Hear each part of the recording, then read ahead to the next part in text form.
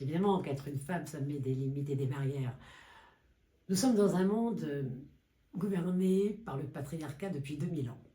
Alors, je vais être rapide quand même, parce que si on me lance là-dessus, c'est terrible.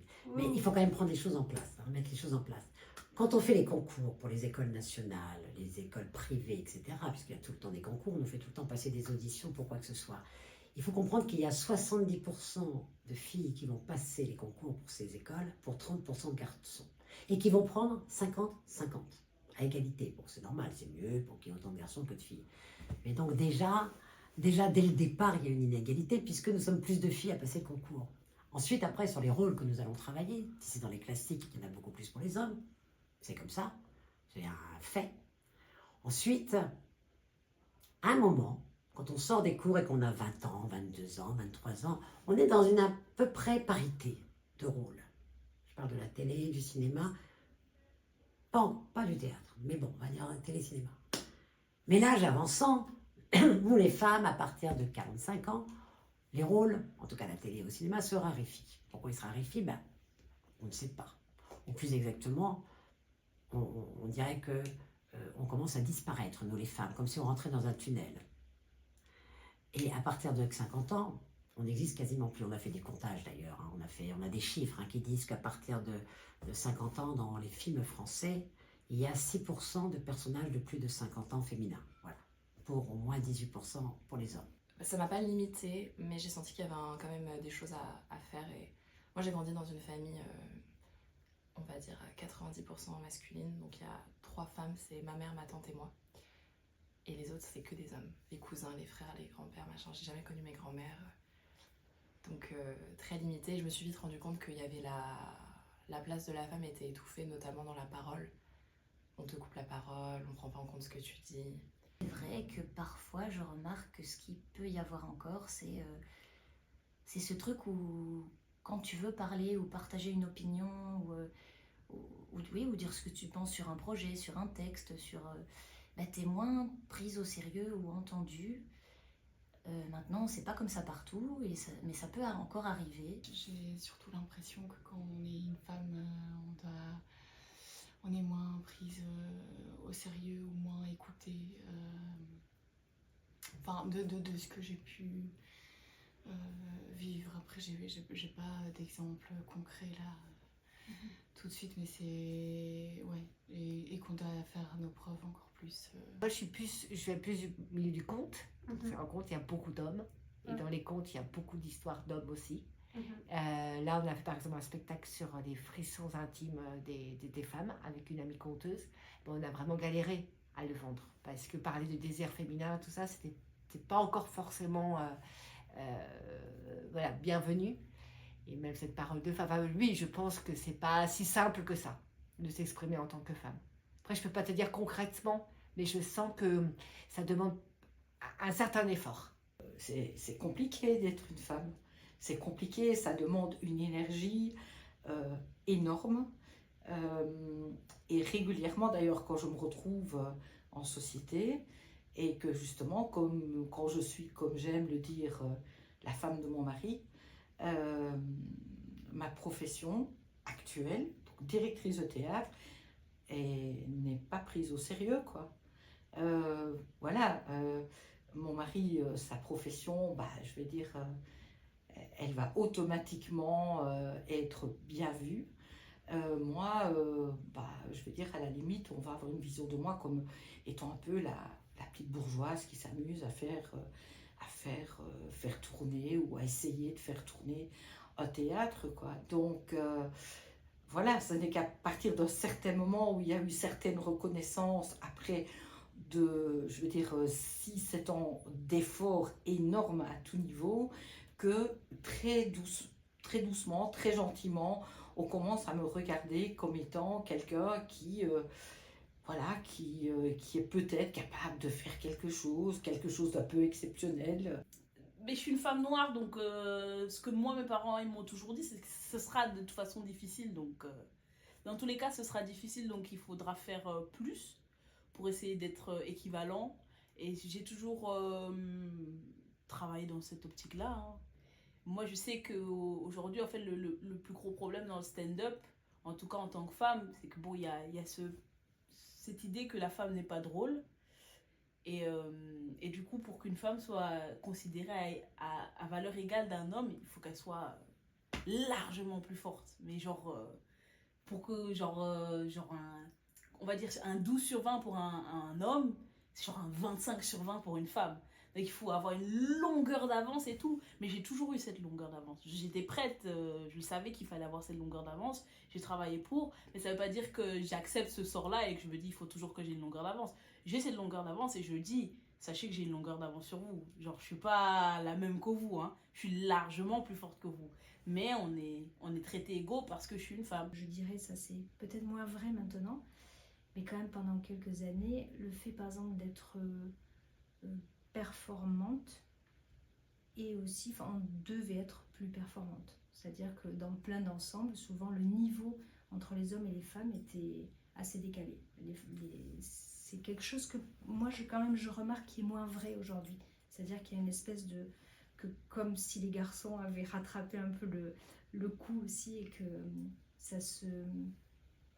Ouais, ça s'équilibre maintenant. Mais il y a quelques années, moi quand j'ai commencé à chanter, je trouvais ça assez fou, parfois les niveaux disparates et ce que nous on devait produire en tant que femmes pour rester à une place, alors que chez nos collègues hommes dans d'autres types de voix comme ça, c'était pas vraiment un critère, déterminant en tout cas. Alors je l'ai jamais vraiment vécu comme ça, parce que je pense que j'ai une forme de déni optimiste. Mais des fois, quand je réfléchis à certaines situations ou certaines auditions ou certaines choses avec du recul ou en partageant avec des filles qui sont aussi danseuses ou artistes, je me dis parfois, ah oui, en fait, cette situation, je me suis pas aperçue sur le moment, mais peut-être que le fait d'être une femme a fait que ça a pris cette direction-là, ou que j'ai pas eu le job, ou que on m'a traité comme ça et pas comme ça. Je pense d'ailleurs que de toute façon, rien n'est facile pour les femmes, malgré tout ce qu'on veut bien dire ou ce qu'on veut bien nous faire croire. Il y a toujours une vision différente quand on est femme et directrice d'un lieu ou quand on est homme et directeur d'un lieu. Voilà, c'est à tout niveau. Il faut vraiment, je vais dire, parvenir à développer un moyen pour faire découvrir sa personnalité avec beaucoup plus de subtilité, d'intelligence et de délicatesse, et on ne pourra jamais avoir des attitudes que l'homme va pouvoir se permettre ou sur lesquelles lui ne sera pas jugé. Si vous êtes une femme, on va de toute façon vous juger différemment, quoi. Parfois, juste parce qu'on est une femme aussi, on est enfermé dans des stéréotypes et on doit se faire sa place plus que les autres. Et donc moi, j'ai souvent eu ce sentiment-là, en fait, de devoir prouver pourquoi j'étais là, de devoir vraiment...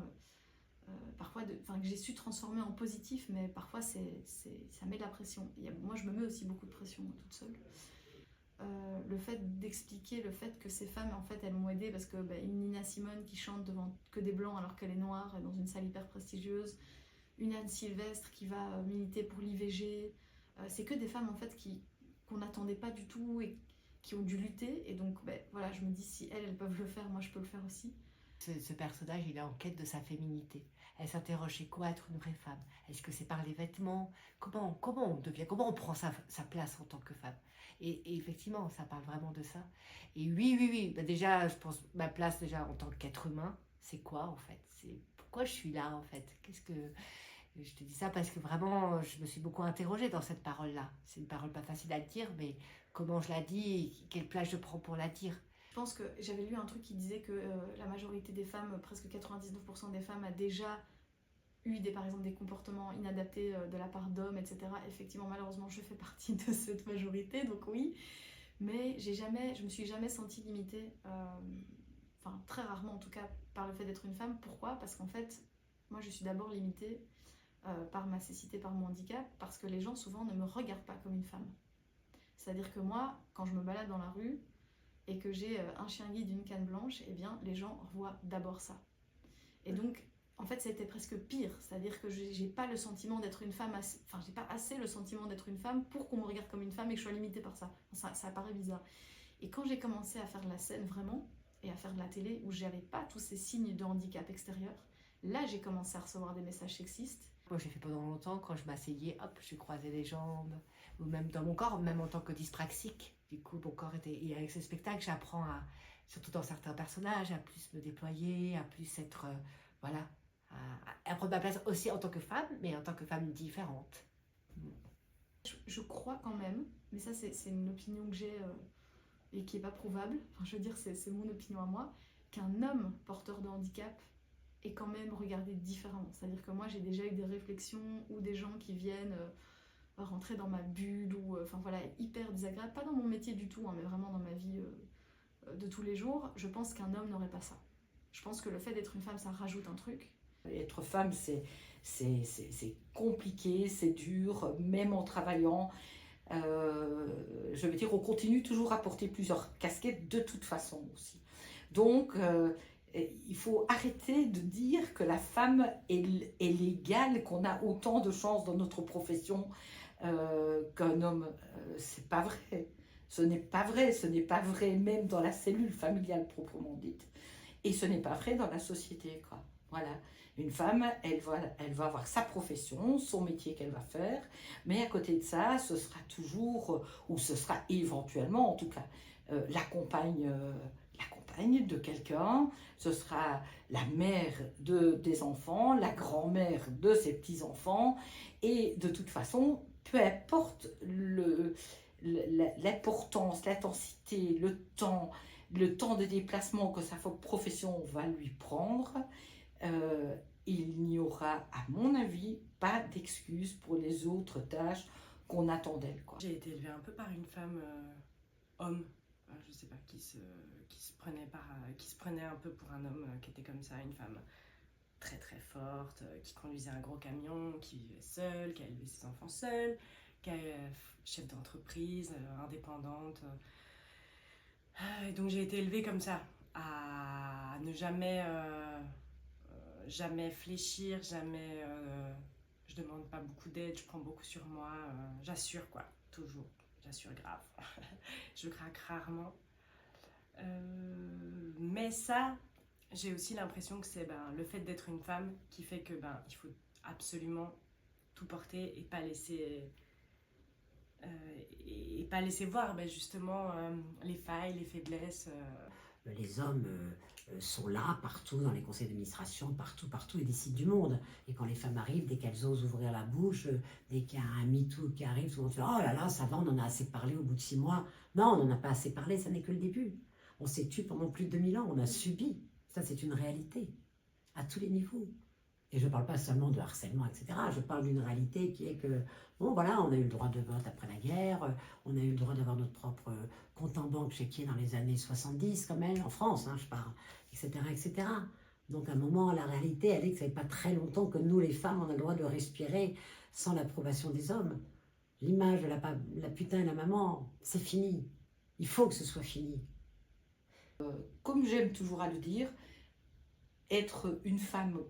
Quand j'avais 25 ans, c'était très dur et il y avait fatalement des choses qui étaient encore plus pénibles à devoir accepter, supporter, vivre.